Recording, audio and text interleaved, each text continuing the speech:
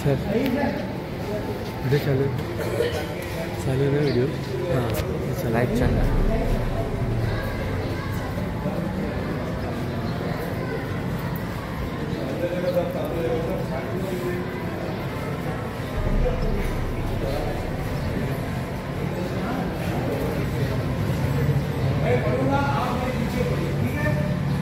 आज राष्ट्रीय मतदान दिवस है।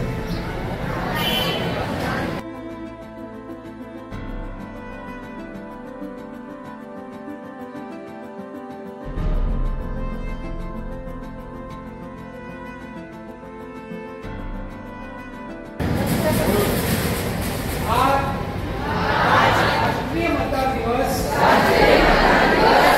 मतदानासाठी प्रतिज्ञा आम्ही भारताचे नागरिक लोकशाहीवर निष्ठा ठेवून याद्वारे प्रतिज्ञा करतो की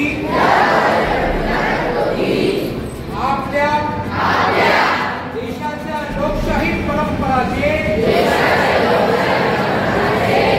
जतन करू आणि मुक्त निपक्षपाती व शांततापूर्ण वातावरणातील निवडणुकांचे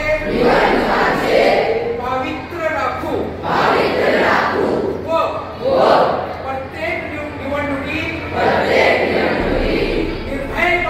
निर्भयपणे तसेच धर्म जात अंश समाज भाषा यांच्या विचारांच्या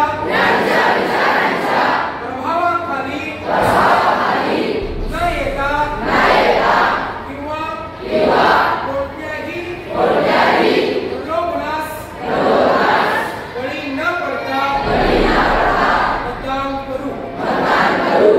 जय हिंद।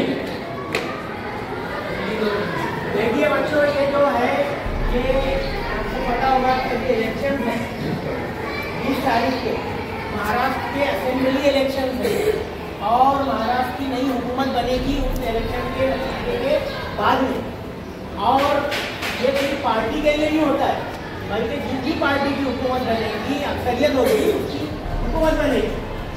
एक शहरी के तौर पे जिम्मेदारी क्या होती है जिम्मेदार शहरी की, एक वोटर के तौर पे तो वो अपना वोट का हक इस्तेमाल करे और अपना जरूरी हक है जो दस्तूर के जरिए हमको मिला है। आपको पता होगा कितने साल से ज़्यादा के शहरियों को वोट करने का वोट देने का हक मिला हुआ है। 18 साल में उससे ज़्यादा। आप मेरे में कोई वोटर नहीं है ना अभी?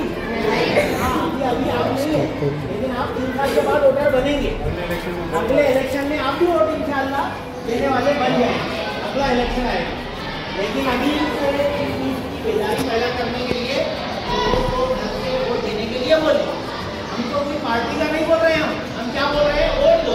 ये चीज़ बहुत जरूरी है और इसके लिए बाकायदा इलेक्शन कमीशन ने हुकूमत ने एक सर्कुलर जारी किया कि आप वोटिंग के ताल्लुक से बेदारी पैदा करें लोगों में।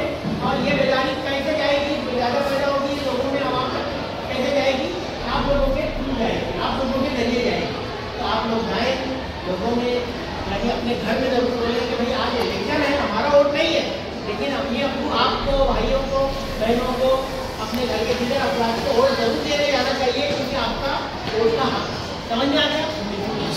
Thank you very much.